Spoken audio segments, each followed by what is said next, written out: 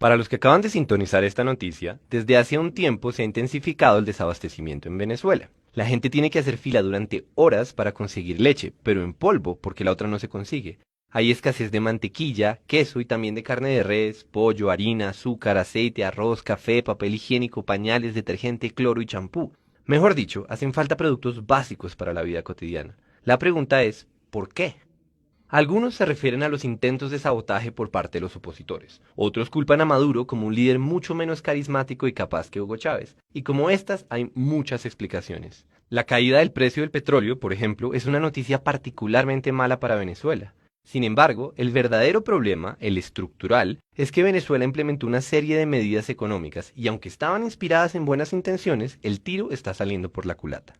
Pero antes de hablar de medidas económicas, pongámonos en contexto. Cuando los expertos dicen que la economía venezolana está fallando, la idea de fondo es que Venezuela, en lugar de economizar recursos, los desperdicia. Así de puntual es el problema. Pero, ojo, desperdicio no solo es botar agua o dejar la luz prendida. Desperdicio es usar los recursos en vano, cualesquiera que esos recursos sean. Tiempo, espacio, talento humano, conocimiento, no importa. El punto es que Venezuela, el país con la mayor reserva petrolera del mundo, está sufriendo de desabastecimiento porque hay 30 millones de personas que no logran coordinarse para ofrecer bienes y servicios, al menos no de forma eficiente. Entonces, si en efecto esto es lo que está pasando, busquemos la evidencia. Un buen lugar para comenzar es PDVSA, que es como Ecopetrol, pero en Venezuela. Por extraño que parezca, además de extraer petróleo y venderlo en el exterior, PDVSA importa alimentos para distribuirlos como parte de su misión de abastecer al pueblo venezolano. No es que esto esté mal en sí mismo, ni tampoco que este hecho pueda explicar el desabastecimiento, pero es muy diciente que una petrolera sea la entidad elegida para entregar alimentos. Ahora piensen en la burocracia en Venezuela. Por ejemplo, para importar productos hay que comprar dólares, pero resulta que en Venezuela el Estado es el que vende dólares y entonces hay que pasar por un proceso burocrático que puede durar meses antes de importar cualquier cosa. Por otra parte, las empresas nacionalizadas en este momento no producen ni una cuarta parte de lo que producían antes y en cambio se pasan su tiempo llenando formularios, solicitudes, informes y todo tipo de papeleo para poder hacer su trabajo. Para colmo, se han perdido toneladas de alimentos que se pudrieron en almacenes porque nadie los llevó a su punto de entrega. Eso sin mencionar la corrupción que se come en los recursos del país y las fallas de coordinación que hacen que todo sea más lento. Y lo más grave es que este fenómeno se alimenta a sí mismo.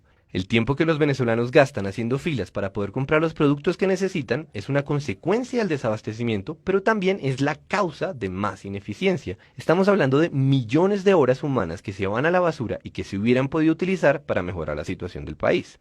Otra fuente de desperdicios es el esfuerzo que gasta el gobierno venezolano vigilando que nadie compre más de la cuenta o que no vendan en mercados negros. Claro, como no hay comida suficiente, muchas personas compran todo lo que se puedan llevar, pero eso solo intensifica el problema del desabastecimiento. Entonces, el Estado decidió implementar controles para identificar a los compradores y evitar que acaparen muchos productos. En algunas zonas del país se llegó al extremo de usar tecnología biométrica para realizar estos controles. Esos son algunos ejemplos. La pregunta es, ¿por qué está pasando todo esto? Y aquí es que entra la carreta teórica. Coordinar los esfuerzos de millones de personas es algo que desborda las capacidades de cualquier grupo de funcionarios. La mayoría de los gobiernos no se ponen el trabajo de decidir cómo se deben utilizar los millones de recursos que tiene un país, literalmente millones. Lo que hacen es establecer las reglas del juego. En la práctica, no centralizar la economía implica coger un problema descomunalmente grande y romperlo en muchos pedazos. En lugar de que alguien pregunte ¿qué debe hacer el país?, todos los ciudadanos se preguntan ¿qué voy a hacer yo? ¿Qué compro? ¿Qué vendo? ¿En dónde trabajo? Y la suma de estas decisiones individuales determina el rumbo de la economía. Pero, y este es un gran pero, para que esta estrategia funcione, la gente necesita comunicar información constantemente. Información del tipo, alguien debería llevar este pescado a la ciudad, o yo traigo madera, y también preste para acá que yo arreglo barcos. La clave del mercado como mecanismo para economizar recursos está en que son los precios los que informan a la gente de lo que está pasando. Pérdidas y ganancias, en un sentido puramente económico, son indicadores de eficiencia o de ineficiencia.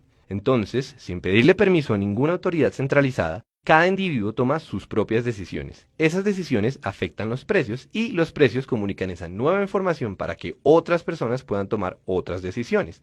Y así, una y otra vez. El resultado global es que millones de personas trabajan, más o menos, de forma coordinada. Dicho todo eso, volvamos a Venezuela. Resulta que, en los últimos años, Venezuela pasó de tener una economía coordinada por precios a una economía centralizada. Aquí es que aparecen las medidas económicas. Lo primero fue ponerle un precio fijo a los productos que ahora escasean y ponerle un precio al dólar. Esto comenzó en el 2003. La idea era que todos los venezolanos, ricos o pobres, pudieran comprar los productos de la canasta familiar y que la moneda venezolana se mantuviera fuerte con respecto al dólar. Obviamente, el gobierno trató de fijar precios, comillas, justos, pero la gracia de los precios es que se adaptan a lo que está pasando mucho más rápido de lo que se puede enterar un funcionario del Estado. Y lo que está pasando, o lo que habría de pasar, fue inflación.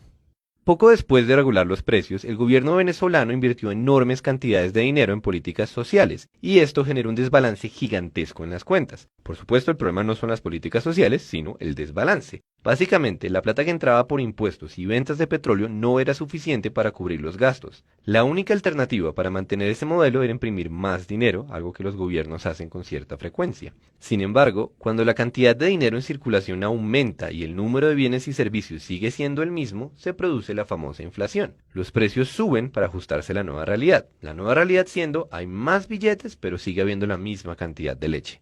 Pero, como estaban controlados, en lugar de subir, los precios se convirtieron en cifras absurdas. Acto seguido, los productores y los distribuidores de alimentos empezaron a quebrarse y muchos se fueron del país porque el negocio dejó de ser rentable.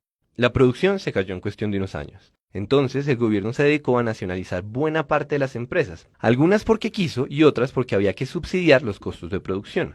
Por ejemplo, el Estado adquirió más de 10.000 hectáreas de fincas ganaderas en los últimos años. El problema es que el gobierno no tiene la misma experiencia que las personas que antes manejaban esos negocios y lo que es más grave, tampoco tiene la información necesaria para tomar decisiones eficientes, porque cuando se desligan los costos de producción de los precios, no hay nada que nos informe de si esto es más eficiente que aquello.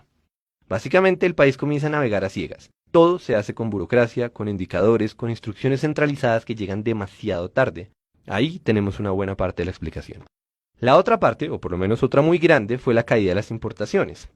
Ya dijimos que el dólar tiene un precio artificial en Venezuela. Pues bien, como solo el Estado vende a ese precio, conseguir dólares se volvió la titánica burocracia que mencionamos al principio. El gobierno debe elegir a quién se los da y con qué propósito, porque a ese precio no le alcanzan para todos. Y como si fuera poca cosa determinar cuál es la mejor manera de gastar esos dólares, o sea, el clásico problema de tener una economía centralizada, además, el gobierno debe partir de la desconfianza porque existen demasiados incentivos para la corrupción.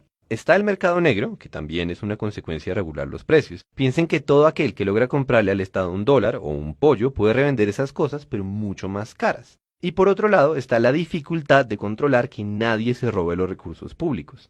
Para que se hagan una idea de la dimensión de este problema, el gobierno reconoció que se han perdido al menos 25.000 millones de dólares por culpa de la corrupción. Entonces, ni modo, ahora Venezuela debe invertir una enorme cantidad de recursos para asegurarse de que otros recursos, como los dólares, se usen de forma adecuada. Eso implica supervisar las importaciones, vigilar los procesos de producción y controlar el comportamiento de los ciudadanos. El resultado, más desperdicio y más ineficiencia. Y con esto volvemos a la idea inicial. Como habrán notado, esta historia tiene una moraleja bastante reciclada a estas alturas del siglo XXI, y es que debemos distinguir entre los ideales que inspiran una serie de medidas económicas y las consecuencias de esas medidas, por ejemplo, el desabastecimiento. Después de todo, no son los ideales los que nos dan de comer, sino el modo en que usamos los recursos que tenemos.